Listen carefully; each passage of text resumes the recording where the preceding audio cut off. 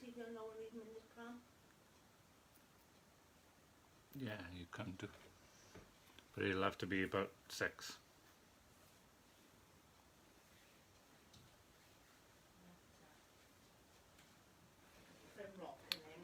Hiya.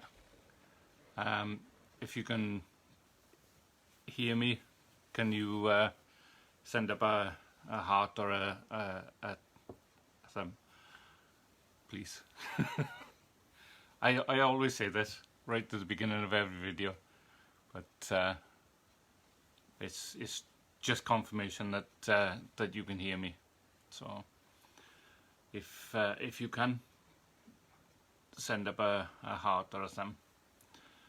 Hiya, John. Present and correct. Yeah. Lovely. I'll find out for you what the situation is with Sanctuary International Matrix as opposed to We Are Metal, We Are Family. And I'll mail you. Hello to everyone else who's gone on. We'll wait for another minute, and then we'll start. Today I'm gonna go through the life of David, and potentially I can do it in one go, but potentially it's gonna take 2. So we'll see how far we get, and we'll take it from there.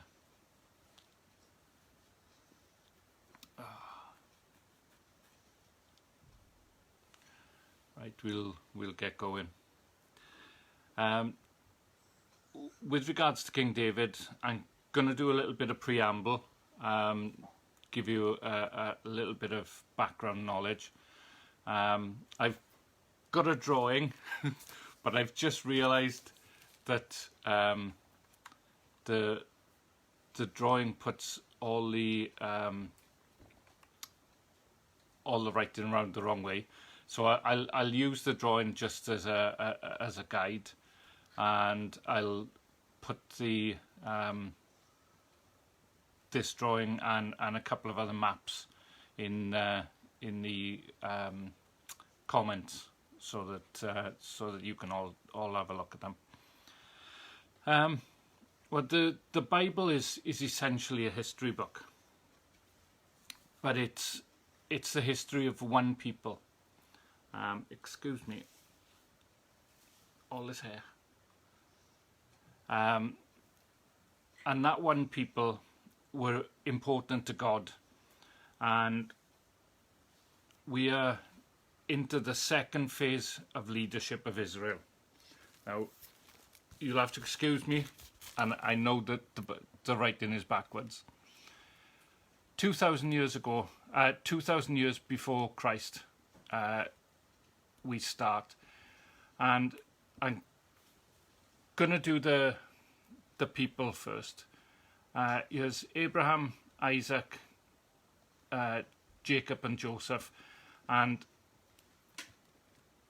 then we have a time in Egypt of slavery.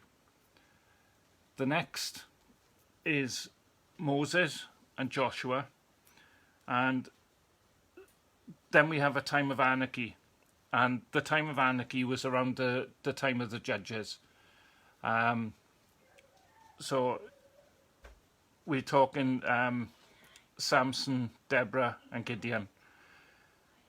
Then we have a time when things are continuing to go upwards, and you've got Ruth, 1 Samuel, Ruth, what am I talking about? You've got Samuel, Saul and David. And David's at the peak of Israel's powers. And as we're coming down here, you've got Solomon, Hezekiah, Josiah and Zedekiah at the bottom. And after or during and after Zedekiah's reign, they were attacked and taken into custody, so to speak, by the Egyptians, the Syrians, the Greeks for 3 years, and the Romans. Now, in terms of where this lies within the Bible, we've got Genesis to start with. Exodus, Leviticus, Deuteronomy, and Numbers is basically during that slavery and Moses period. Then we've got the book of Joshua, Judges, Ruth, 1 Samuel and 2 Samuel, and 2 Samuel's at the peak of David's power. And during the time of Hezekiah and Josiah, the 12 tribes split into 2 parts. The south was Judah and the north was Israel. And coming down here, we've got 1 Kings and 2 Kings, and then 1 and 2 Chronicles. And right at the bottom of this line is Joseph and Mary, and right at the top here is Jesus.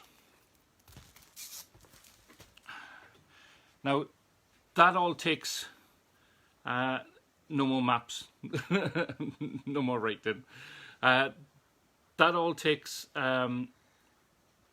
basically it starts at 2000 BC, ranging through to when David was in his peak.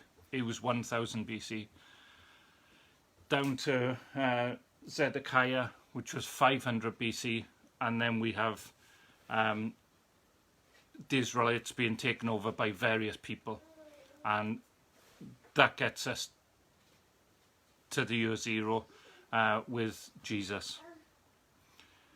It took them 1,000 years from Abraham to David to get everything that God wanted them to have.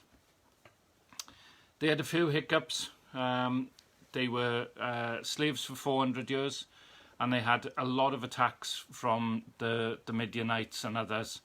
And gradually they went on, and gradually they got into the empire ruled over by David. With the book of Kings, it describes how they lost all that, and it took 1,000 years to basically get to Christ. After Solomon, there was civil war, and there's a split in the 12 tribes. The line of David is king over Judah, and I have Gunnar, blessings from Iceland. Awesome. I've not had the pleasure of your company before, so it's awesome to see somebody from Iceland. The line of David is king over Judah, and the other tribes, 10 tribes, are split off.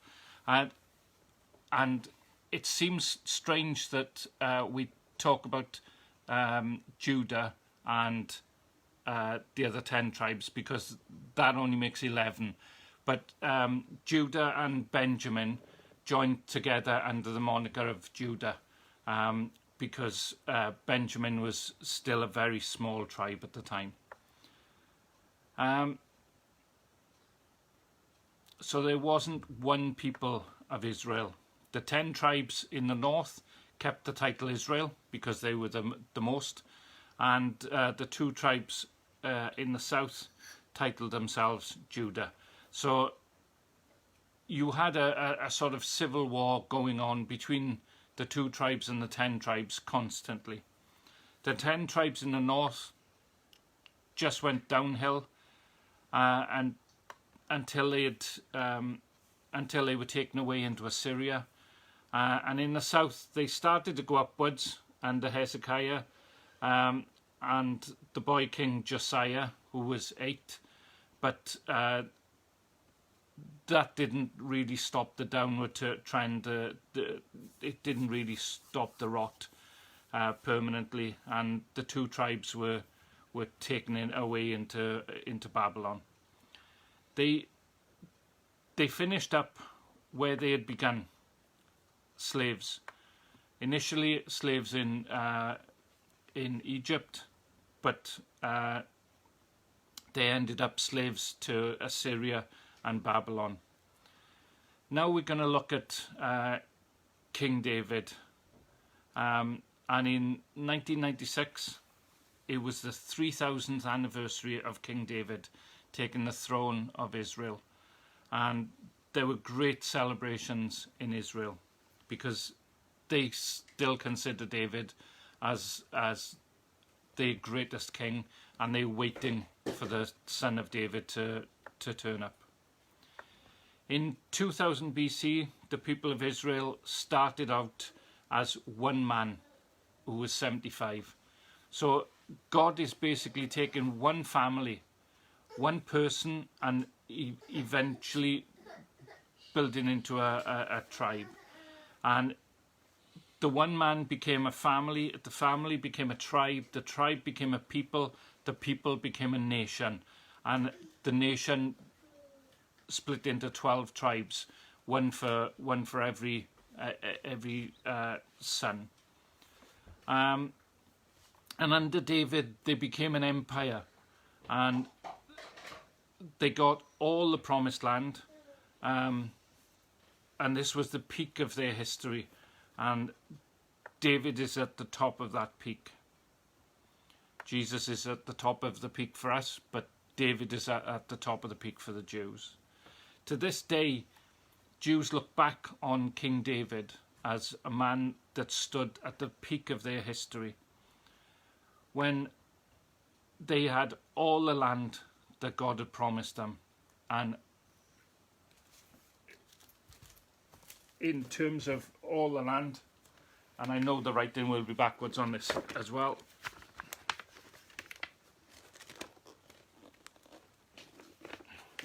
This is a big book. You can see all this colour and this colour. That's all David's kingdom.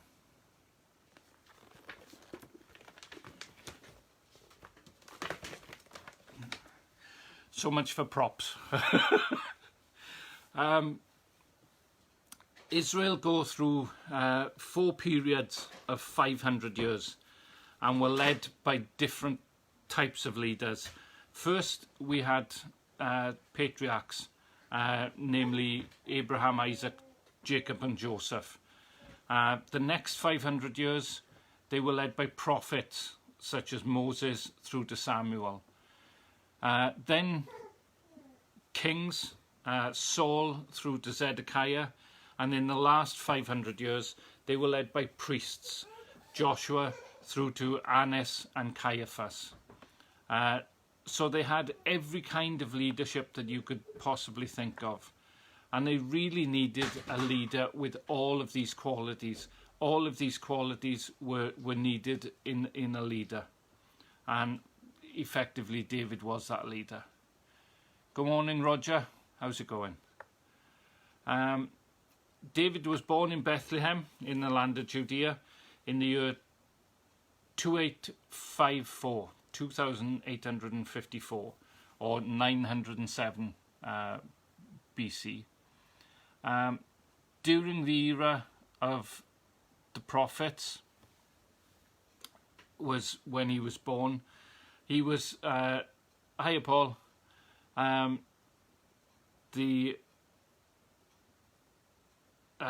he was the youngest of 7 sons, and only 10 generations removed from Judah, who was the head of their house and their tribe.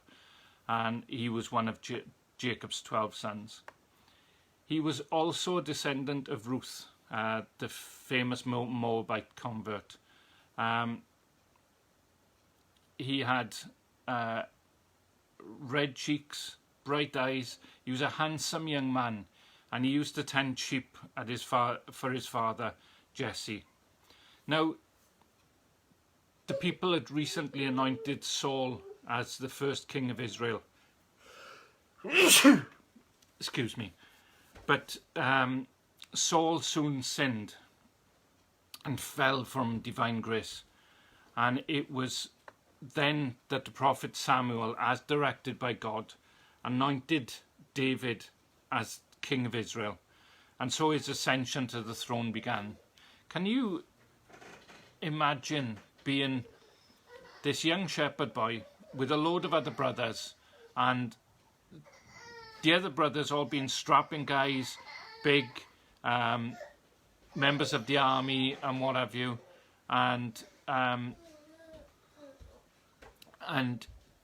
here comes this prophet into your house, and he sits down with your dad and he says, one of your sons is going to be anointed the next king. And they work through all of the boys, and he says to Jesse at the end, haven't you got any more sons? And Jesse said, yeah, there's my younger son, but he's more or less a child. He's out in the fields tending his sheep. So David gets sent for, and David is the one that's anointed as king in front of all his brothers. Now, there's parallel here to Joseph, as in God quite often chooses the least of a group of people. God doesn't necessarily choose the eldest person. So Saul was chosen by men and sanctioned by God, but Saul was elected democratically. Saul was basically put up on a pedestal. This is our king.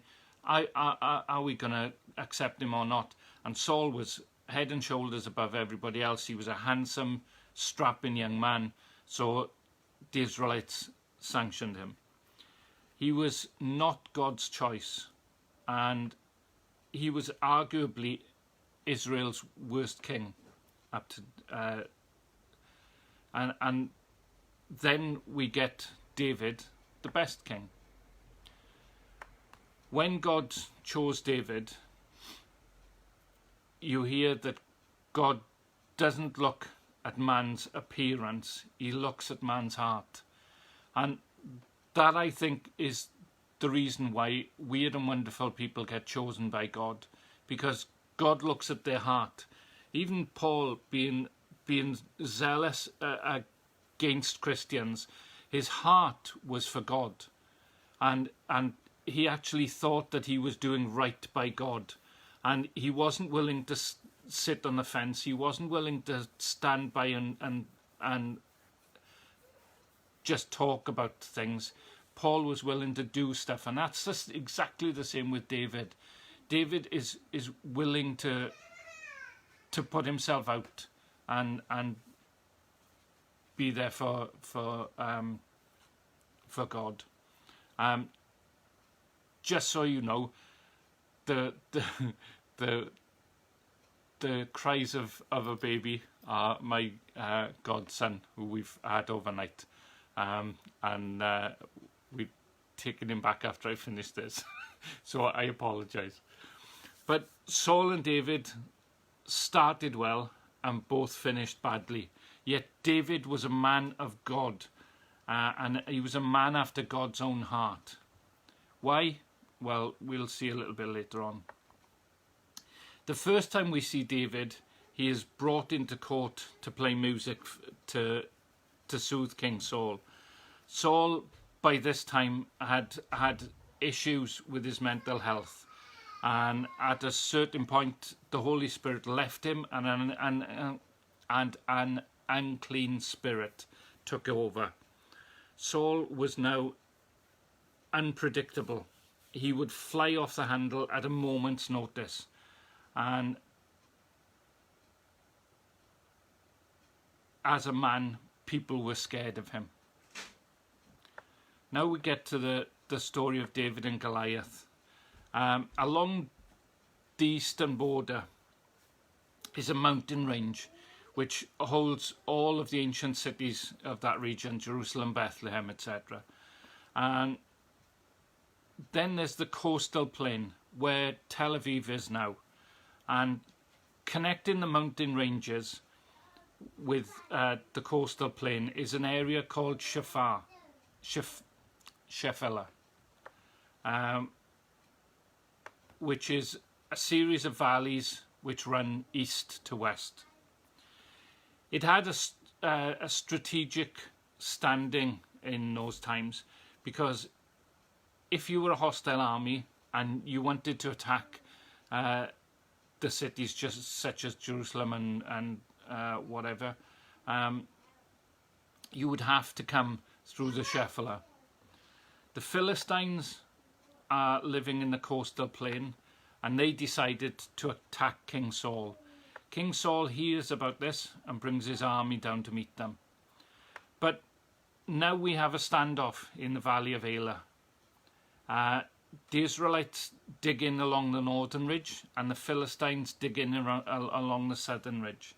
The two armies sit there for weeks and stare at each other, but neither could attack the other, because to attack the other, you would have to have come down the mountain into the valley and then go up attacking on the other side, which is no good, because the opposing army will just slaughter you as you attack uphill.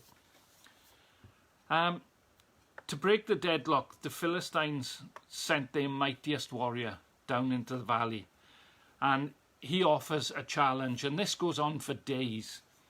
And this was called single combat. It was a way of not having masses of bloodshed. Two guys, the best of each army, would fight each other. The winner takes the spoils, the loser loses it all. So Goliath is the Philistines' mightiest warrior. Goliath is outfitted in shiny bronze armour. He's got a sword and a javelin, and he's about 9 foot tall. Now, there are estimates of how tall Goliath was, ranging from 6'9" to 10'5", but the majority of people settle on him being about 9 foot tall. He was so terrifying that no one wanted to go and fight him. And finally, here comes this shepherd boy who's been sent to the front line, basically to give his brothers some food. And he hears what Goliath is saying. Goliath is taunting the Judites, and he goes to Saul eventually and says, "I'll fight him." And Saul says, "You can't, you're just a kid." But David retorts, "I've fought lions and I've fought bears and I've killed them. What's the difference?" Actually, David is furious at what Goliath is saying and tainting the word of the Lord and tainting the Lord's name. So Saul offers him his armour and David refuses. He's uncomfortable in it, basically can't move. So he picks up 5 stones and puts them in a bag and starts down to meet the giant. So Goliath issues this taunt to this person coming down to fight him.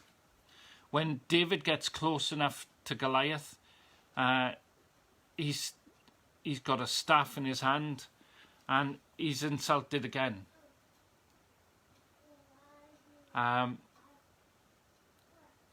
And David takes the stone out of his pouch and lets fly and hits the giant right between the eyes.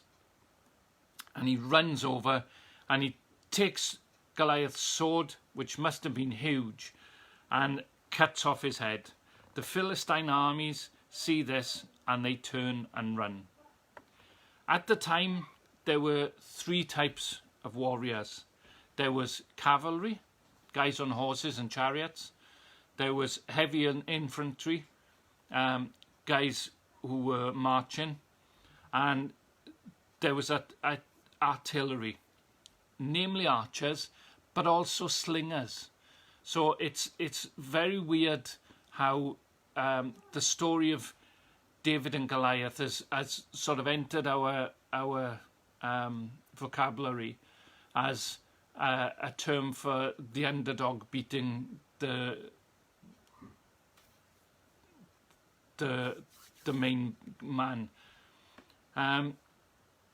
What David has is not a child's toy. It's not a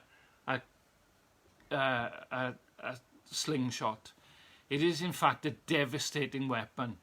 David is probably spinning the sling at approximately 6 to 7 revolutions per second.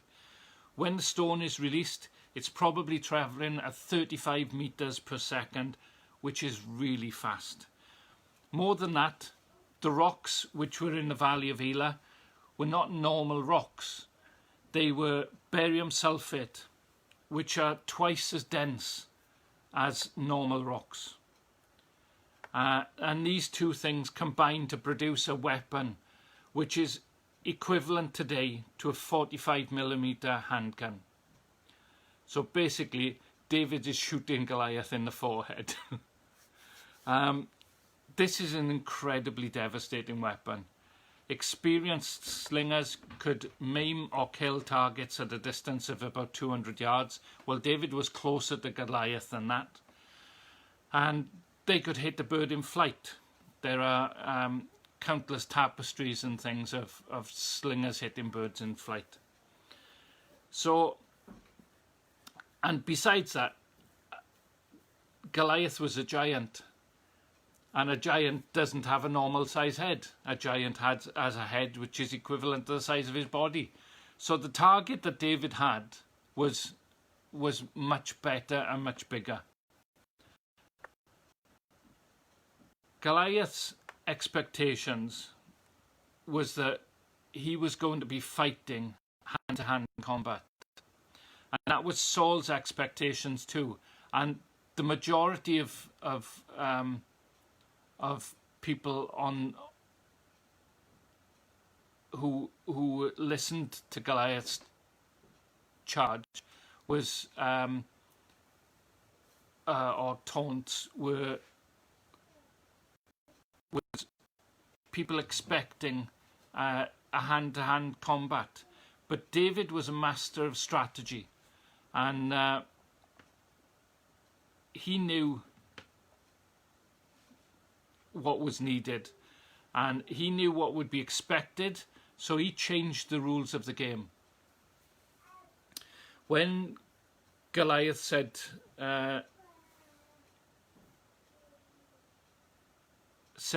come to me, he was fully expecting to fight hand in hand. David, however, is playing to his strengths, and David is light and nimble, and Goliath was weighed down by 100 pounds of armour.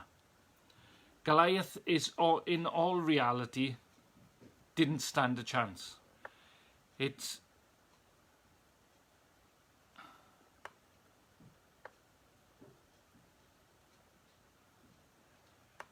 not only that we misunderstand David and his choice of weaponry, but we also misunderstand Goliath. Goliath is not what he seems to be. To begin with, the Bible says Goliath is led onto the valley floor by an attendant, probably a young boy. Secondly, the Bible makes special note of how slowly Goliath moves and how long it takes Goliath to react to the sight of David. He should have seen David coming down the mountain all on his own. And there's nothing about David that says that David is going to enter into hand-to-hand combat. David's not even carrying a sword. Why does Goliath not react to that? And there's the strange comment that, am I a dog that you should come at me with sticks? David carried a staff. Why does he move so slowly and brought down by an attendant? Basically, I'm surmising here, because he can't make his own way. Why doesn't he understand that David's not going to fight him until the very last second? He's short-sighted, and he's awesome. at hand-to-hand combat because the guy is right in front of him. But in terms of at a distance, he has no real idea. And probably when he was talking about sticks, he was seeing double, because if somebody is a distance away from somebody who's short-sighted, they've got to squint to see them.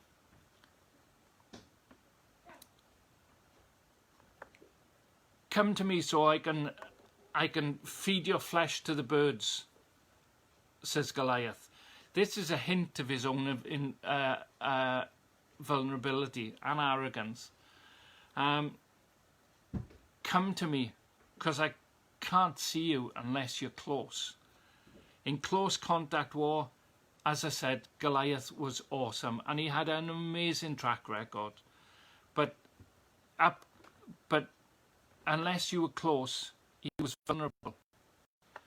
What looks like apparent strength may well be hidden weakness, and there's an important lesson in this. Giants in our lives are sometimes not as powerful as they seem, and sometimes we as a shepherd boy have a sling in our pocket. Just think about that. David is not bothered what people think about him, and he's not bothered about following convention. He's not interested in the social cost of his reputation. He was interested in the fact that Saul was going to marry off his daughter to the person who killed Goliath. But that's another story. This story is telling us that liberating ourselves from social convention can be a distinct benefit in life. He refused to wear armour, and it's a classic case of not walking in someone else's shoes. He said, I don't need that armour. Let the God of Israel win this battle. And God surely did. Supreme confidence in God. Do we have that supreme confidence in God, or do we have a plan B constantly? And I must admit that in the past I've had plan Bs, because I wasn't sure whether God was going to come through for me. But God always does. Even if he leaves it till the last second, God always comes through. But Saul at this point sees David beating Goliath, and Saul was jealous of his own son. How much more jealous would he been of David?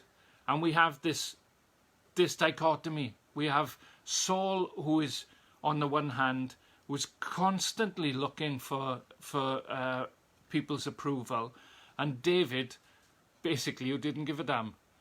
David was just, I do what I do, and if people like it, good. If they don't, tough. But Saul was constantly looking for people's approval. Saul, and the people saying Saul has killed thousands, but David his tens of thousands, which would have made Saul even more jealous. David is a great national hero, and Saul regretted giving his daughter's hand in marriage. Saul, as I said, killed his thousands. David killed his tens of thousands. So Saul went back on his word and married his oldest daughter off. And then in terms of his youngest daughter, he said to David, oh, bring me 100 Philistine foreskins, who are an awesome band. Check them out. Bring me 100 Philistine foreskins and you can marry my daughter. So David goes out and brings him back 200 Philistine foreskins. Basically, Saul is trying to send David on missions where he would be killed. And Jonathan, his son, finds out what Saul's intentions are. And God was anointing someone else to be king, while Saul was already king and still there. So David became a suspected courtier. He was in Saul's court as this man of war, and Saul kept giving him greater and greater jobs to try and get him killed, and David would excel at every job that he gave him. And eventually he had to flee for his life. Saul's son Jonathan had a covenant with David. Jonathan, the heir to Saul's throne, said to David, "You're going to be the next king, and I will be your servant." So here's a prince abdicating in favour of a shepherd boy. Absolutely unheard of. And it says in the Bible, a love that is not dependent on anything will never perish. An example of this love is between David and Jonathan. When David overcame Goliath in the battle, was brought to King Saul's palace to be rewarded, he met Jonathan, the son of King Saul, for the first time. At that moment, their love and respect for each other was first founded. When David finished speaking with Saul, Jonathan's soul became bound up with the soul of David, and Jonathan loved David as himself. This bond between the two proved itself even in the most difficult of times.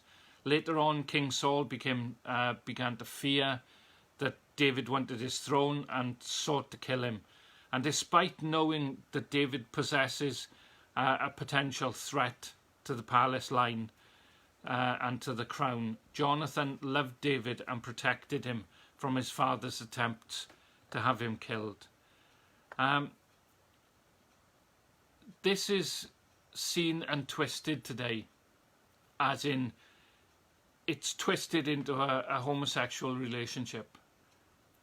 Why can't people just accept two guys can have a bromance?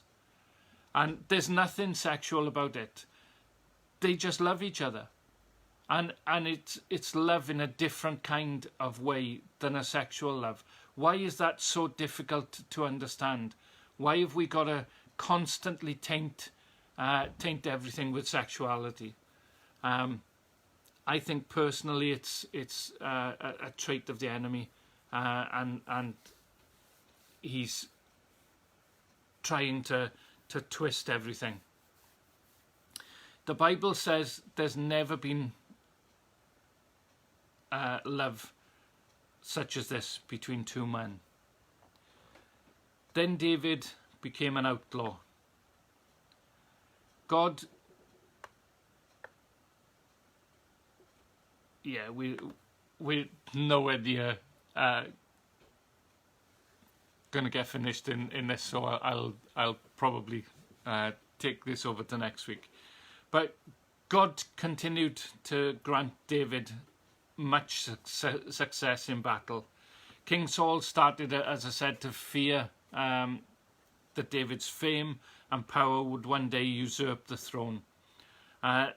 This led to a war between the two men, and it started when David was playing the harp for the king, and a cloud of fear and anger suddenly fell upon King Saul, and King Saul took hold of a spear and threw it directly at David.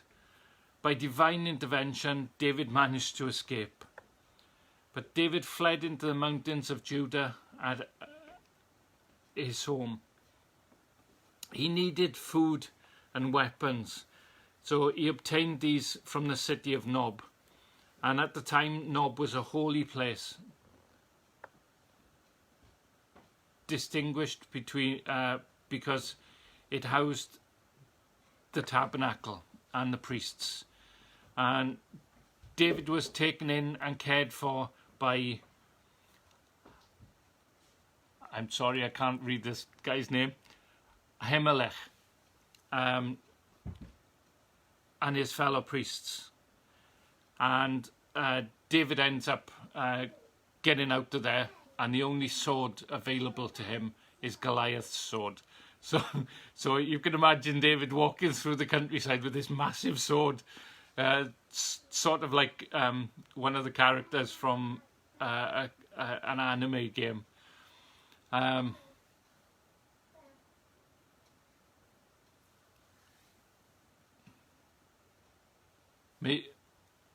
just got a question for Gunnar.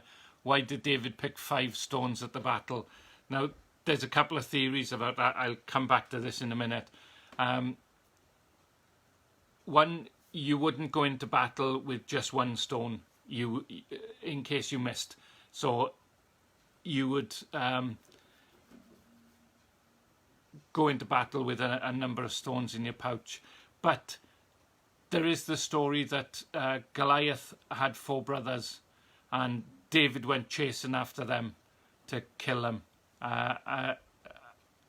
after the Philistines had fled. So getting back to this, this provided David with an opportunity to stock up on food and weaponry, and as I said, the weapon was Goliath's sword. During his stay, he had been seen by Doeg the Edomite, who was a servant of King Saul. And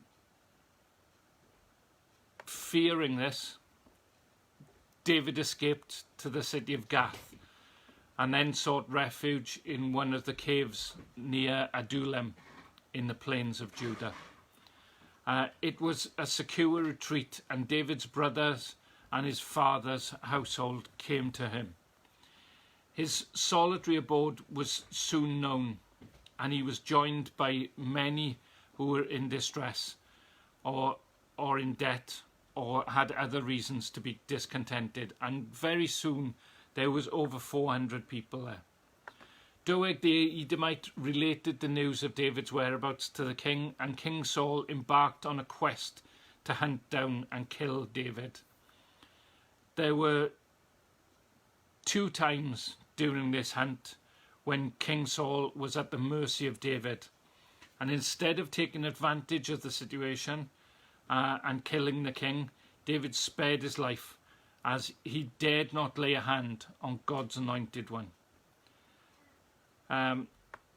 One of the instances was when Saul was in a cave. Saul went into a cave to relieve himself, basically have a poo, and David cut off the corner of his garment. Saul had come with 10,000 troops to kill David. He really, really wanted David dead. And then David shouts after Saul and tells him, I could have killed you.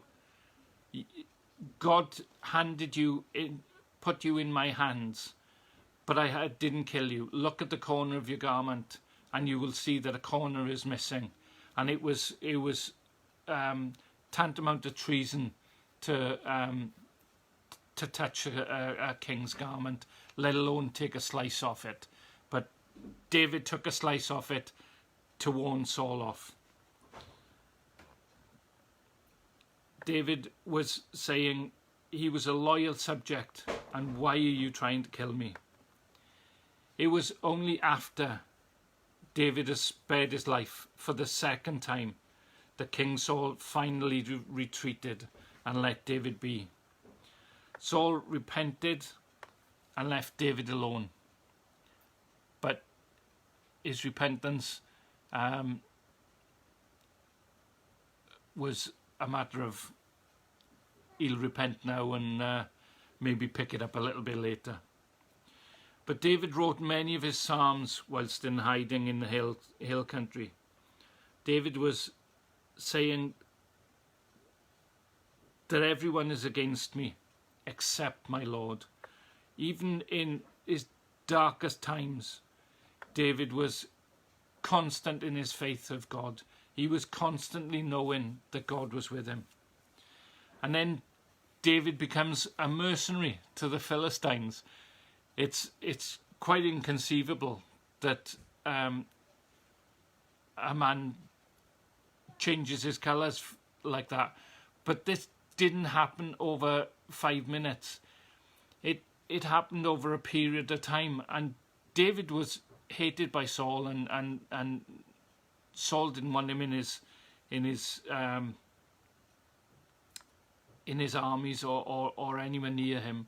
So David felt obligated and wanted to gain sustenance and some respectability for his men. So he had gathered many men around him at this point, and they were all dissatisfied with Saul and the way that Saul was running things.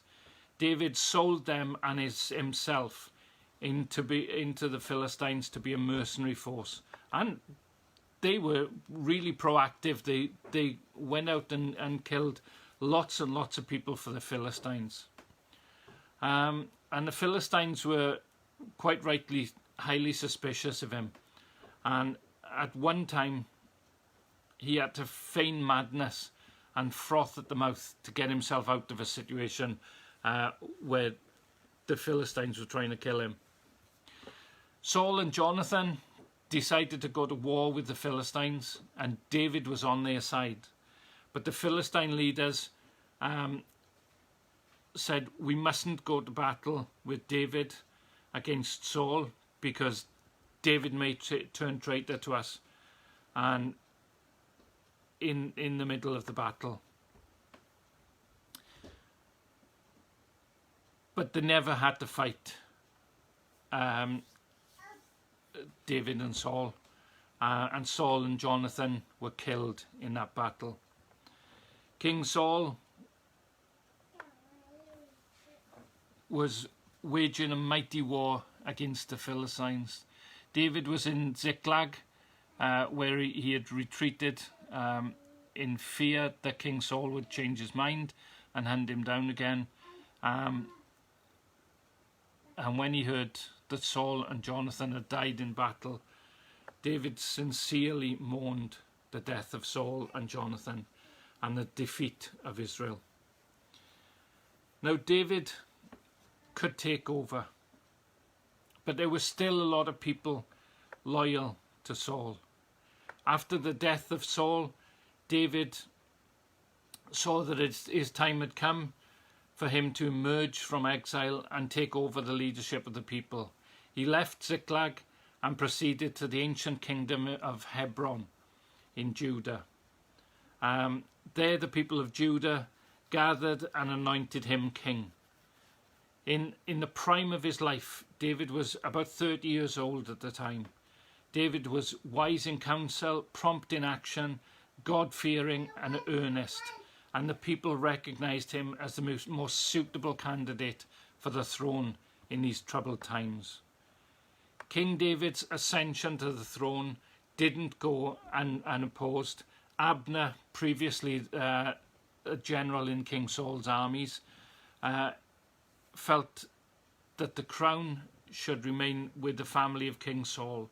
However, his forces were beaten swiftly, and he had no choice but to acknowledge the reality of David becoming king over all of Israel. The people swarmed to Hebron to pay homage to their beloved king and to anoint him publicly. The occasion turned into a great national celebration that lasted for 3 days. In time, David moved his capital from Hebron to Jerusalem. We see the triumphant ascension of David in the first 9 chapters of 2 Samuel. At first, a single tribe of Judah make him king in Hebron in the south. Then he settled the nations as one unit and took Jerusalem, which was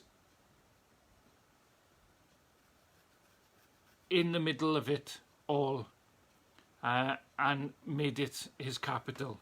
Jerusalem was a pretty impregnable town at the time, and even after all this, Jerusalem was still in the hands of the Jebusites.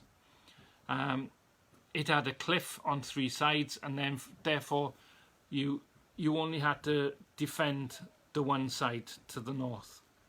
But David took it, and they took it by realistically a really sneaky method. There was one spring running out of the town, and it had been carved in sort of steps, and Jeroboam and his forces climbed up the steps within the river running into the city from the Gihon Springs, and he took the city that way. Israel was still surrounded by many hostile tribes. King David maintained a standing army constituting of 12 divisions, each one representing one tribe of Israel. Each division numbered 24,000 men. That's King David's army totaled 288,000 men. That's a substantial army for anybody. David knew that before there could be real peace, his people would have to subdue the neighbouring enemies. So he fought and subdued the Philistines, invaded Moab, slew most of their soldiers, and imposed a heavy tribute on the people. Then King David marched on Hadadezer, king of Zobah in Syria, whose empire extended from the vicinity of Damascus eastward to the borders of the Euphrates. He vanquished his armies and subjected the people, and sent the best of his horses back to Jerusalem. This is an unparalleled succession of victories, not only establishing David as King David's power, but it also spread his name abroad. He was regarded as one of the mightiest rulers in the East, and David was an incredible strategist. He would win wars in weird and wonderful ways, and it was all a matter of not going by convention. If David could see a different route which was unconventional, he would take it and win the war. He finished off with a sizable empire. He defeated the Ammonites and the Edomites and so many others around them, and they all became part of one big empire. And David was king. The Philistines were defeated, and Israel was at the peak of its history. While this was all happening, David was collecting wives, for want of a better word. Excuse me. And David had 17 wives. Only 8 are named in the book of Samuel. Michal,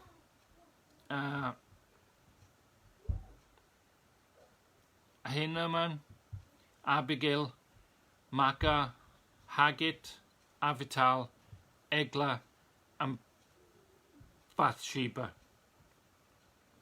While not much detail is given about these women, we do know some information about some of them. Michal was the second eldest daughter of King Saul, and when the king was confronted by Goliath, he promised that the warrior to defeat this giant would be wed to his daughter. David King came and slew the giant, King Saul proposed that David marry his eldest daughter, Merav. However, at that time, Merav had already been given in marriage to another. King Saul then discovered that his daughter Michal wished to marry David. The king requested for David as a wedding dowry to marry Michal 100 Philistine foreskins, as I've already said, and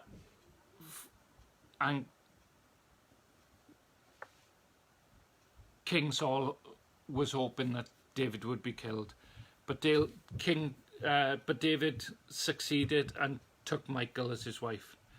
Abigail is described as a wise and beautiful woman.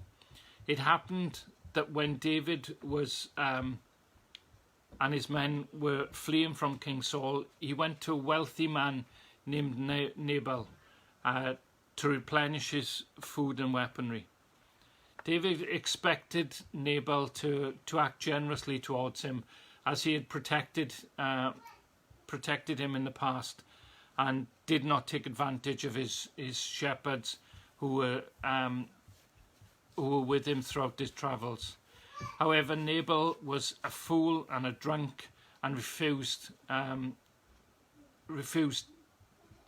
David anything, and even mocked David. When his refusal was reported to David, David made ready for war against Nabal. He was furious. And Abigail, Nabal's wife, heard about the great commotion and quickly diffused the situation by running ahead and greeting David with plenty of food and gifts. 10 days later, God struck Nabal and he died.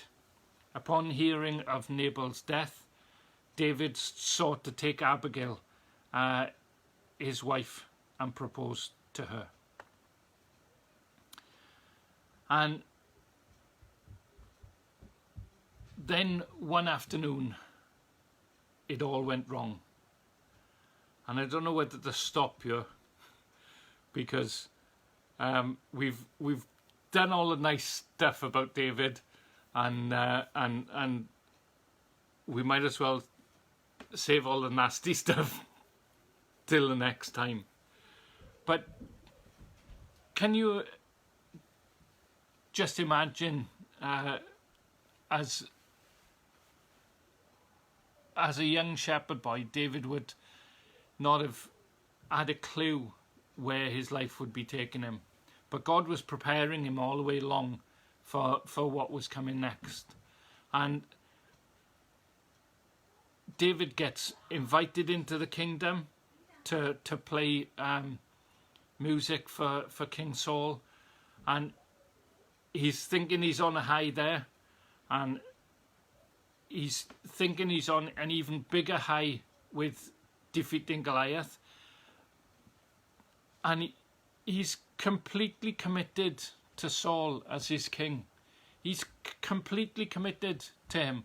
He has no thoughts of overthrowing him whatsoever. And here's Saul hurling spears at David, chasing him for with 10,000 soldiers for his death. And David must have been really confused, and he was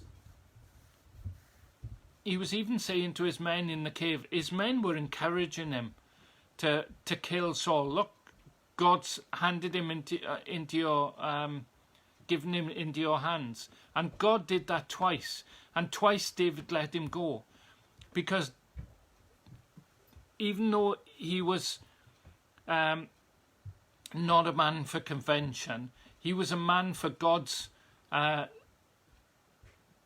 teaching of and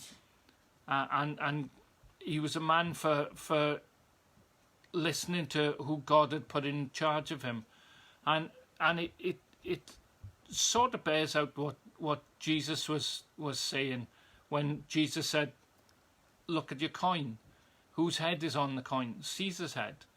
Well, given unto Caesar what is deserved by Caesar." And it's basically saying, give honour to the people who are in charge of you. And it's a weird thing at the moment. We've got to give honour to those in charge of us, whatever country we're part of. And that may be a really difficult thing to do, but the one thing that makes it easier is to pray for people. If you pray for people, even if you pray for your enemy, you really find it difficult to harbour animosity towards them.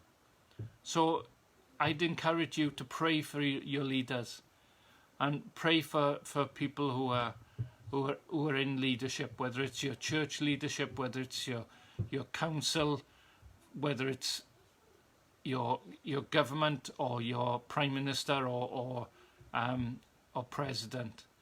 Pray for these people because they need our prayers. God bless, and I hope to see you next time when we'll carry on with the story of David. Goodbye.